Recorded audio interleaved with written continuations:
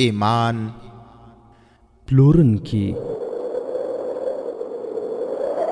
55مه برخه د سلطان صلاح الدین ایوبی رحمه الله د دوران رښتینی کیسې. صلاح الدین پر د غزمکارا پیدا کړه، ته یو بل صلاح الدین پر د غزمکارا پیدا کړه. الحمد لله وكفى والصلاة والسلام على رسوله المصطفى. اما بعد، محترم مسلمانانو ورونو، لکه څنګه چې تاسې په تیره برخه کې واورېدل چې د اسلام په ستر فاتح سلطان صلاح الدین ایوبی رحمه الله باندې قاتلانه حمله د خپلو ساتونکو لخوا څخه وسوه، خو الله جل جلاله د اسلام دغه ستر مجاهد له دغې حملې څخه وژغوره او ژوندی پاتې سو. او همدارنګه تاسې واورېدل چې سلطان صلاح الدین ایوبی رحمه الله هغه یو ساتونکی زخمی علي بن سفیان ته ورکړ چې د قاهرې لوري ته بیرته سفر وکړي، او کوم رازونه چې له دغه ساتونکي سره دي د هغو په اړه دې پلټنه وکړي. او وروڼو، تاسې د کیسې په بله برخه کې واورېدل چې د مصر په شمال برخه کې یوه سیمه وه چې د پخوانیو فرعونیانو زاړه کنډوالې او کنډرې پاتې وې چې هلته څوک له ویرې څخه ورتلای نه شوای، او د هغه ځای په اړه باندې په خلکو کې ډېرې ویرونکې کیسې مشهورې وې. او وروڼو، د تیرې برخې په پای کې تاسې واورېدل چې د سرحدي پولیسو 4 یا 5 سپاهیان بې درکه شول. د هغوی په باب باندې راپور ورکړل شو چې هغه باغیان سوي دي. سلطان صلاح الدین ایوبی رحمه الله که له یوې خوا د دښمنانو هیوادونو ته استخباراتي کسان لیږلي وو، بلې خوا ته د هیواد په دننه کې هم د استخباراتو جال خپور کړی و. نامسلمانو مورخینو په ځانګړې توګه صلاح الدین ایوبی ستایلی دی. سلطان صلاح الدین ایوبی په ځانګړي ډول کمنډوي او د استخباراتو څانګې ته ډیره پاملرنه اړولې وه او نوې لارې چارې یې غوره کړې وې، او دا یې ثابته کړې وه چې یوازې د 10 کسو کمنډوي سپاهیانو په واسطه د 1000 نفرو پوځ کار ورڅخه اخیستلی شي. او دا بېله خبره ده چې د مسلمانۍ له امله اروپایي مورخینو د صلاح الدین ایوبي دغه فاتح ته په تاریخ کې هغه مقام ورکړی نه دی لکه څنګه چې ورکول پکار و، خو د هغه مهال مورخینو چې کومې لیکنې کړې دي له هغه نه څرګندېږي چې د اسلام دغه ستر مجاهد د استخباراتي، چریکي او کمنډوي جنګونو څومره اعلی پوهېدونکی و. د هیواد په دننه کې د استخباراتي چینلونو د ګوټ ګوټ څارنه کوله او د پوځ د قومندانۍ مرکز ته راپورونه ورکول. دا د هغه د نظام غوروالی و چې د مصر ډیر لرې پرتو سیمو د حالاتو په باب هم خبر و، او د هغو سیمو خبرونه مرکز ته رارسېدل. د څه په باب چې ویل کېدل چې دغه کوچنۍ سیمه به ګواکې د هیڅ چا هم په یاد نه وي، خو استخباراتو چې د هغه ځای د خلکو د هغې بدلون وکړ خبر یې ورکړ. هغوی ته لا دا هم معلومه نه وه چې په کنډرو کې دننه څه کېږي. تر دې اطلاع وروسته د استخباراتو 2 کسان ووژل شول. ورونو، د هغه ځای خلکو نه یوازې دا چې خلکو کنډرو ته ورتلل پیل کړل، لا چې د فرعونیانو دغه زړو ودانیو ته هم ورتلل چې د مخه یې د هغو ځایونو په خیال کې راتللو سره هم سړي ویښتان زیږې کېدل. څه موده د مخه دغه کار داسې پیل شوی و چې یوه کلي ته یو تن اوښ سپور راغی. دا بېګانه مسلمان او مصری و. د هغو اوښ د ښه نسل او روغ رمټ و. دغه مسافر د کلي خلک راټول کړل او داسې کیسه یې ورته وکړه او ورته وایې چې له غربت نه په تنګ راغلی و، له کوره د غلا او لاروش کولو په خاطر باندې راووتم. زه پیاده روانم او په دې هیله دې سیمې ته راغلم چې دلته کومه آبادۍ نشته، نو ځکه به د غلا کولو وروسته نه نیول کېږم. ډېرې ورځې پیاده ګرځېدم خو هېڅ ښکار مې په ګوته رانغی. بالاخره دغو کنډرو ته چې هېڅوک نه ورتلل ورغلم او هلته راپرېوتم. په بدن کې مې توان پاتې نه و. اسمان ته مې لاسونه پورته کړه او له خدای جل جلاله مې مرسته وغوښته. بیا مې یوه انګازه لرونکی غږ واورېده چې هغه غږ په دې ډول و چې زما خواته راویل کېده: ته نیکبخته یې چې تر اوسه درنه کومه ګناه ونه شوه، یوازې د ګناه نیت دې کړی و. که تا څوک لوټلي او دلته راغلی وای نو له بدن نه به دې د هډوکو پنجره جوړه شوې وه، او د شیطان ګمارلیو بړیڅو به ستا غوښې په ژوندینه ټوټه ټوټه کړې وای او ستا په مخ کې به یې خوړلې وای. اوکسفورد پسې وویل چې ټولو کلیوالو غوږ ورته نیولی و چې دغه غږ زه بېهوښه کړم. خو دا مې احساسوله چې څوک مې راپورته کوي. چې سترګې مې وغړولې نو ناست وم او مخې ته مې یو سپین ږیری بوډا ولاړ و چې د شیدو په څېر سپین او له سترګو یې د نور وړانګې راوتلې وې. زه پوه شوم چې کوم اواز مې اورېدلی و هغه اواز د دې بزرګ دی. زما ژبه په هغه حالت کې ګونګۍ سوه او رپېدمه. بزرګ سړي راپورته کړم، راته ویې ویل مسافره مه وېرېږه، دا ټول وګړي چې دلته له راتلو وېرېږي بدبخته دي، هغوی دلته شیطان نه راپرېږدي. ته ولاړ سه او خلکو ته ووایه چې دلته اوس د فرعونیانو خدایي له منځه تللې. دا د حضرت موسی علیه السلام هېواد دی او حضرت عیسی علیه السلام به هم دلته له اسمان نه راکوزېږي. اوس به د اسلام څراغونه له همدې کنډرو څخه روښانه کېږي چې رڼا به یې ټوله نړۍ روښانه کړي. ولاړ سه او خلکو ته دا پیغام ورسوه او دلته یې راوله. دغه اوکسپور چې بېګانه سړی و ویې ویل زه پورته کېدلی نه سوی او تللی هم نه شوی، بدن مې وچ کلک سوی و. سپین ږیري بزرګ راته وویل پورته سه او 50 قدمه د شمال په لور ولاړ سه، شاته مه ګوره او ویرېږه هم مه. خلکو ته پیغام ورسوه او که نه زیان به درته ورسېږي. او سپین ږیري راته وویل یو چو سوی اوښ به ووینې، له هغه سره به خواړه او اوبه هم وي او له هغه سره چې نور هر څه وي هغه به ستا وي. اوکسپاره خلکو ته وویل چې زه راپورته سوم، په بدن کې مې توان را پیدا سو. زه ویرېدم چې دا به د کوم فرعون بد روح وي. شاته مې ونه کتل، د بد روح له ویرې مې قدمونه شمېرل او لاره مې ورکه کړه. 50 قدمه وروسته دا اوښ تړلی و، خواړه هم پر تړلي وو. خواړه مې وخوړل او اوبه مې وڅښلې. زما په بدن کې دومره طاقت پیدا شوی و چې د مخې راکې نه و. هغه یوه کڅوړه پرانیسته او خلکو ته یې وښودل چې د سرو زرو اشرفۍ پکې وې. دا کڅوړه هم په اوښ باندې تړلې وه او دغه مسافر پسې وویل زه په اوښ راسپور سوم او ستاسې کلي ته راغلم. تر دې وروسته یې خلکو ته د سپین ږیري بزرګ پیغام واوروه او لاړ. د هغه د کیسې اورولو انداز دومره اغېزمن و چې د خلکو په زړونو کې کنډرو ته د تللو لیوالتیا پیدا سوه. خو د کلي سپین ږیري وویل چې دا بېګانه سړی داسې نه وي چې د هغو کنډرو د شرارتونو یوه برخه وي. په بشري فطرت کې دا کمزوري ده چې د پټو شیانو د راسپړلو او رازونو پیدا کولو هڅې کوي. په کومو بدنونو کې چې د ځوانۍ وینې وي هغوی خطرونه پر ځان مني. د کلي ځوانانو اراده وکړه چې هلته به ورځي. د اشرفۍ جادو اغېزناک و چې خلکو ترې ځانونه بچ کولی نه سول. په دې 40 میله اوږده او 10 میله پلنه سیمه کې چې څومره کلي وو له هغو ټولو نه خبرونه راغلل چې یو بېګانه مسافر دغه کیسه اورولې ده. ځینې خلک په تشویش کې وو او ځینې نور د تشویش او پرېکړې ترمنځ سرګردانه وو. خو هلته له ورتللو ټول وېرېدل. ځینې هم ورغلل خو د ژورو خوړونو او کمرونو سیمه یې له ورایه ولیده او له ویرې بېرته راغلل. څو ورځې وروسته 2 تنه زلمي په اوښانو باندې راسپاره وو او په ټوله سیمه کې وګرځېدل. هغوی هماغسې خو لږ مختلفه کیسه واوروله. هغوی ډېر لرې په سفر باندې اسونه روان کړي وو او 2 یابوګان هم ورسره وو چې قیمتي مالونه پرې بار وو. دا د سوداګرۍ مال وو چې سوډان ته یې وړ. په لاره کې غلو لوټ کړل. له مال سره یې ترې اسونه او یابوګان هم واخیستل او هغوی دواړه یې ژوندي پرېښودل. دواړه د کمرونو او خړونو سیمې ته راغلل. له ولږې، تندې او ستړیا او غمونو بېهوښه پرېوتل. هغوی هم سپین ږیری بزرګ ولید. دوی ته یې هم هماغه پیغام ورکړ او ورته ویې ویل تاسې شیطاني وحشیانو لوټ کړي یې، تاسې د الله جل جلاله نیک بندګان یې. ولاړ سئ.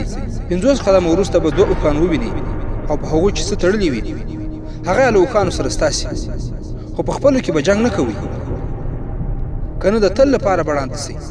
هغوی ته هم سپین ږیري بزرګ ویلي وو چې هر کلي ته ورسي او دې خلکو ته ووایي چې له کنډرو څخه مه وېرېږئ. ورونو دې دواړو هم همداسې کیسه په ټولو کلیو کې خپره کړه.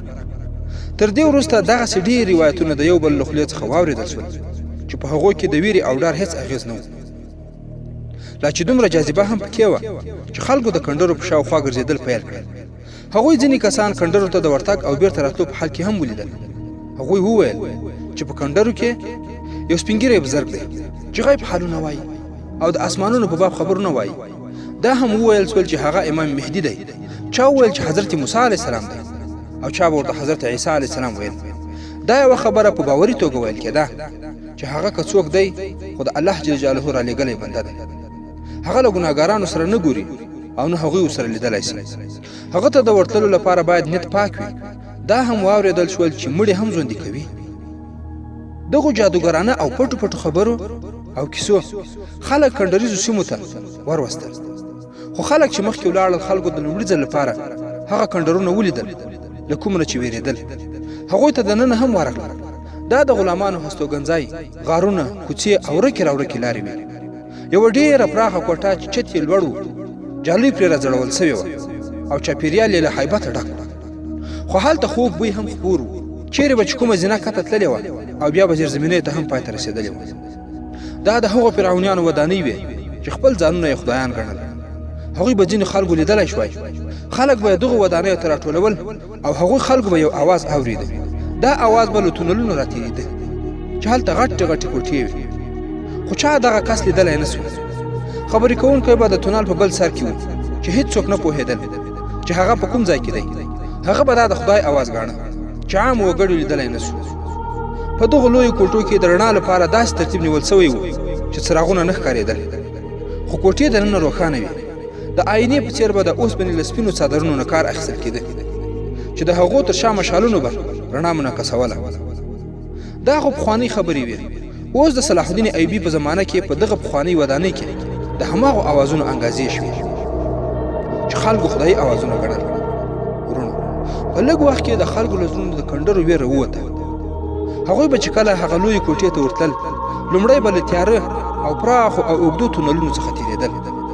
مخې ته به یوه پراخه او لوړه کوټه راتلله چې په هغې کې به رڼا وه خو مشال به نه ښکارېده. هغه به د انګازې یا انعکاس په څېر غږ راته. له هغې خوا به یو غږ راته چې انعکاس به یې کوو او په غږ کې به دا ویل کېده: موږ تاسې له تیارو را ایستلي او رڼا ته مو راوستلي. دا د کوهیتور رڼا ده. دا رڼا په زړونو کې داخل کړئ. د فرعونیانو بد روحونه هم رسوي دي. اوس دلته د موسی علیه السلام نور دی او دا نور به عیسی نور هم روښانه کړي. الله تعالی یاد کړئ. دا خبرې به پکې راتلې. خو په دغه حالت کې چې دغه غږ به خلکو واورېده، خلکو به سترګې برندې نیولې وې او په وازو کومه به یې کلمه ویله. که په دې اوازونو کې د الله تعالی، موسی علیه السلام، عیسی علیه السلام او پاکې کلمې یادونه نه کېدای، کېدای شو چې پر خلکو یې اغېز کړی نه وای. هغوی ټول مسلمانان وو او چې هر څه یې کول او منل د خپل دین په نامه یې منل. او چې کله یې دا غږ واورېده چې د الله جل جلاله رسول الله صلی الله علیه وسلم ته خدای د حرا په غار کې پیغمبري وربخلې، تاسې به هم د دغو غارونو په تیارو کې الهي نور ووینئ. نو خلکو سرونه ټیټ کړل او دغه اواز یې چې په انګازو کې د جادو عمر اغېز و پر خپلو زړونو نقش کړ. خو خلکو دغسې هستۍ ته وررسېدل غوښتل. د چا چې دا غږ او مسافرو ته یې اوښان، خواړه او اشرفي ورکولې، خو خلکو دغه هستۍ ته وررسېدل غوښتل. د چا چې دا غږ او مسافرو ته یې اوښان، خواړه او اشرفي ورکولې، د خلکو تلوسې زیاتېدلې. هغوی به چې خپلو کورونو ته تلل، نو هغوی ته به ښځو ویل چې یو بېګانه سړی راغلی و چې د کندرونو د ملنګ د کراماتو کیسې یې کولې. هغه ویل چې هغه درویش یې لیدلی دی. خو ورونو، د دغو کیسو او اوازو په ترڅ کې یوه ورځ په دغه کلیو کې د یو لوی کلي له امام نه خلکو پوښتنه وکړه. هغه امام هم ورته وویل چې هغه یو نیک سړی دی، یوازې له ښه کسانو سره ویني. غوره هغه وي چې جنګ جګړې نه کوي، په سوله او امن کې ژوند تېروي. دغه ملنګ د حضرت عیسی علیه السلام پیغام راوړی دی. په دې پیغام کې محبت دی او جنگ جګړې نشته. په دې پیغام کې نصیحت دی چې څوک مه زخمي کوئ، بلکې پر ټپونو یې ملهم کېږدئ. که تاسې د دغو اصولو سره سم ژوند تېروئ، نو ستاسې ژوندون به بدل سي. ورونو، دغه ملا چې کیسې کولې د دغسې امامانو په اړه باندې موږ او تاسې مخکې واورېدل او یو تبصره مو درلوده چې وروسته به م انشاء الله تعالی د دغسې کرایي او د صلیبیانو له خوا څخه د روزل سوي امامانو په اړه باندې واورئ. دغه امام وویل چې په دې پیغام کې محبت دی او جنگ جګړې نشته. په دې پیغام کې نصیحت دی چې څوک مه زخمي کوي. ورونو، ښه پام ورته وکړئ، بلکې پر ټپونو یې ملهم کېږدئ. که تاسې د دغو اصولو سره سم ژوند تېروئ، نو ستاسې ژوندون به بدل سي. او ورونو، اوس د دغه بزرګ یو څه څرک راښکاره سو چې ښایي تاسې به هم پوهېدلي یاست. کله چې د یو جومات امام هم د هغه اواز حق وګڼو، نو بیا د شک او ګمان ځای پاتې نه سو. د خلکو ډلې ډلې ورتل کندرو ته پیل سول. بیا اعلان وسو چې هره پنجشنبه به دننه تللو ته اجازه وي او ماښام به میله جوړېږي. لکه چې له هماغې وروسته د پنجشنبې ورځ ځانګړې شوې وه او له دې سره ښځو ته هم د ورتلو اجازه ورکړل سوه. اوس کندرو ته څوک په خپل سر ورتلی نه سول.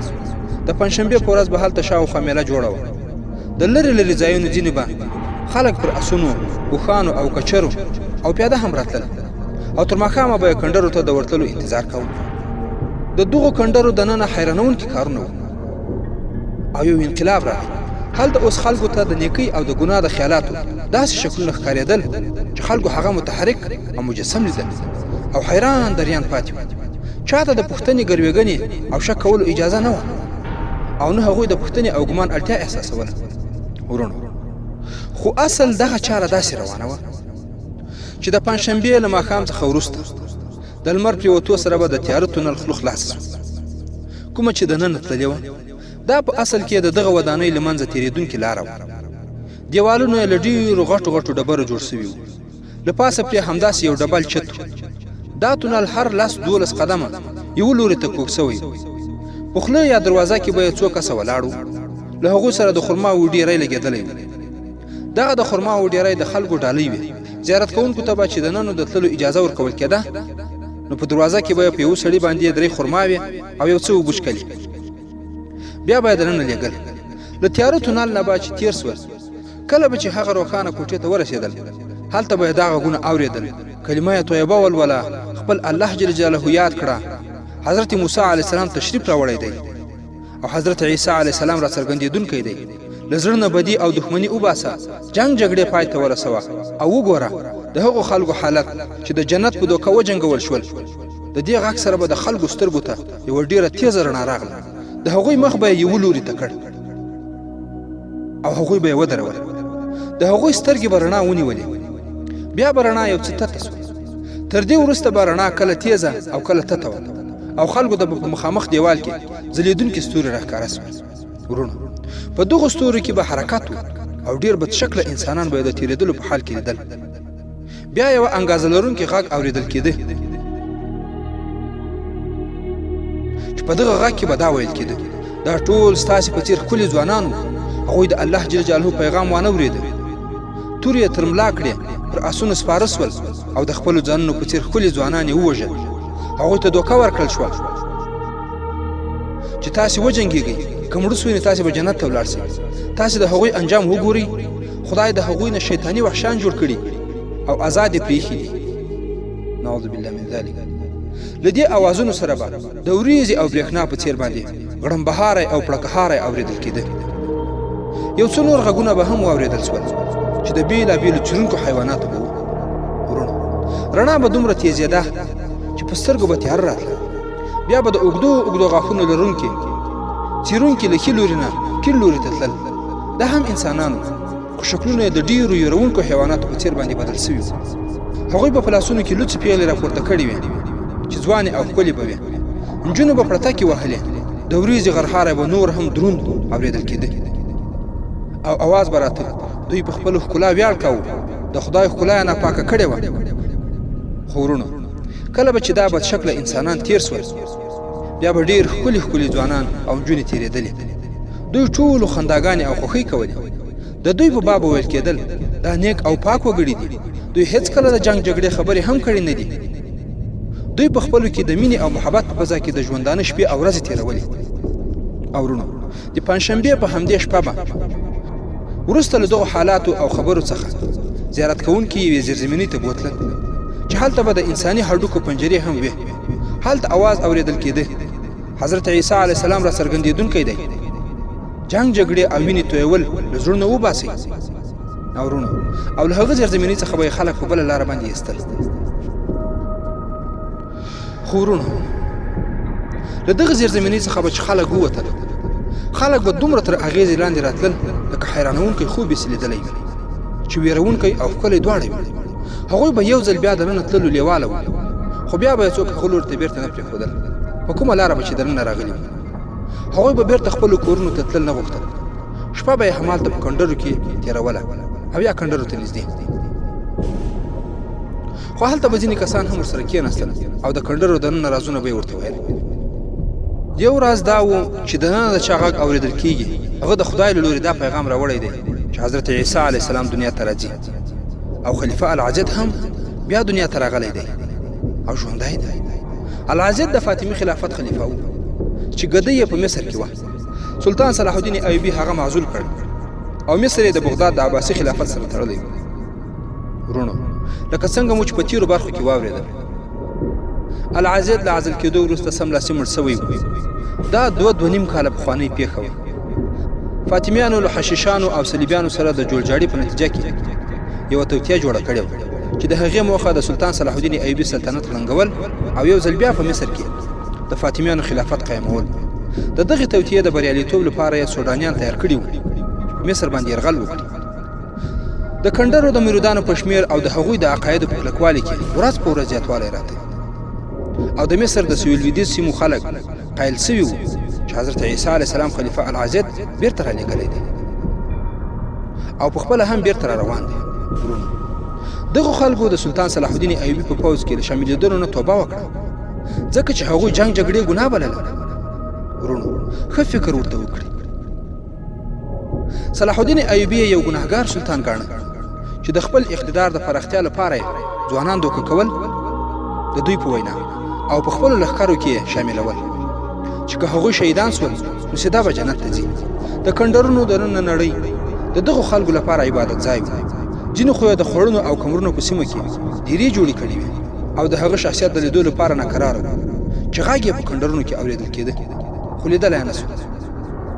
ورونو د دغو کندرو په اړه باندې خو څه نه څه تاسې واورېدل او اوس به له دغو کندرو څخه علي بن سفیان ته ورسو چې سلطان صلاح الدین ایوبي رحمه الله هغه ټپي ساتونکی په لاس ورکړی و چې هغه یې چیرې رسولی او په څه حال کې و. د چرسیانو د ډلې هغه ټپي ساتونکی چې پر سلطان صلاح الدین ایوبي د حملې پر وخت باندې نیول سوی و علي بن سفیان قاهرې ته بوت. هغه یې په یوه ځانته کوټه کې وساته. د سلطان صلاح الدین ایوبي له امر سره سم یې د هغه د علاج لپاره یو جراح طبیب مقرر کړی و خو په اصل کې هغه یو مجرم و. د هغه د کور په مخ کې به یو پیره ولاړه د هغه د کور په مخ کې به یو پیردار ولاړ و. هغه لا تر دې وخته پورې د تېښتې وړ نه و. کندرې هماغه په نښه کړې وې. پرېکړه شوې وه چې کله روغ سي نو د هغه په لارښوونه کې به جاسوسان ولیږي او د کندرو د ننني حالات به معلوم کړي.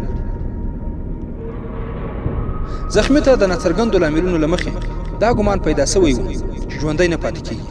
ژړل به او بیا به د خپل کلي نوم اخیست او ویل به چې ما ته مې خور راوغواړئ زه به هغه ونه لیدلی شم. حسن بن عبدالله چې د علي بن سفیان معاون د هغه دغه کمزوري د نورو رازونو د افشا کولو لپاره استعمالوله. ټپي د خپلې خور په باب باندې بېشانه احساساتي و.